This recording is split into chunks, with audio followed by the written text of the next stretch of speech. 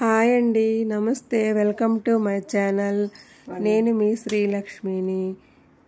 ఈరోజు మా ఛానల్లో ఎంతో టేస్టీగా ఉండే, ఎంతో పోషక విలువ గల రెడ్ క్యాబేజీతో మనము కర్రీని ఎలా ప్రిపేర్ చేసుకోవాలో, చాలా సింపుల్గా టేస్టీగా ఉండే ఈ రెడ్ క్యాబేజీని ఎలా చేసుకోవాలో ఈ వీడియోలో చూద్దాము. చాలా పోషక విలువ గల ఈ రెడ్ క్యాబేజీ మామూలు క్యాబేజీ కన్నా కూడా ఇది చాలా బాగుండిద్దండి. చూడండి ఎంత కలర్ఫుల్గా ఎంత బాగుందో. మనం ఇలా తరిగి పెట్టుకోవాలండి. ఇలా సన్నగా ముక్కలు కోసుకొని తరిగి పక్కన పెట్టేసుకోవాలి.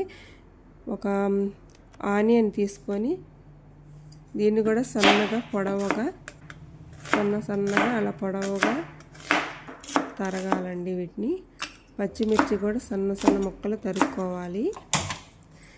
పొయ్యి మీద కళాయి పెట్టుకొని తగినంత ఆయిల్ వేసుకోవాలి. పోపు దినుసులు వేగంగానే మనం తరిగిన ఆనియన్ వేసుకోవాలి. పచ్చిమిర్చి, చిన్నుల్లిపాయలు వేసుకోవటం వల్ల టేస్ట్గా ఉంటుందండి. ఇప్పుడు కరివేపాకు వేసుకోవాలి. మనం తరిగి పెట్టుకున్న క్యాబేజీని వేసుకోవాలి. ఇది ఆవిరి మీద ఉడికించుకోవాలండి. ఆవిరి మీద ఉడికించుకోవటం వల్ల కొంచెం టేస్టీగా బాగుంటుంది అన్నమాట. లేదంటే కొంచెం మనం వాటర్ అన్నా వేసుకోవచ్చు. కానీ ఆవిరి మీద ఉడికించుకొని దీన్ని 2 నిమిషాలు ఇలాగే కలుపుకొని నూనె పట్టిందాకా కలుపుకోవాలండి. దీన్ని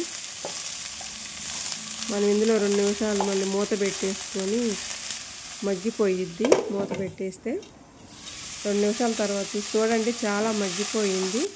చాలా సింపుల్గా ఉడుకుతుందండి. ఉప్పు, కారము, ధనియాల పౌడరు, గరం మసాలాలు మనం వేసుకొని మళ్ళీ 2 నిమిషాలు ఇట్లాగే కలుపుకొని ముక్కలకు పట్టిందాకా పెట్టుకొని మూత పెట్టుకోవాలండి. చూడండి అయిపోయింది, మగ్గిపోయింది. అంతేనండి.